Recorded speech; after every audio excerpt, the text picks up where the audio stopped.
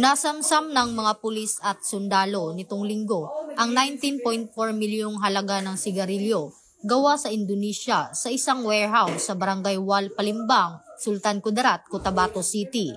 Ayon kay Police Brigadier General Arnold Argente, Director ng Police Regional Office 12, na isagawa ang operasyon matapos makatanggap ng impormasyon mula sa mga residente hinggil sa pag-iimbak ng 499 kahon ng imported na sigarilyo sa nasabing warehouse. Magkatuwang ang Palimbang Municipal Police Station at 37th Infantry Battalion sa pagpaplano ng Joint Police-Army Operation na nagresulta sa matagumpay na pagkakasamsam ng mga sigarilyo.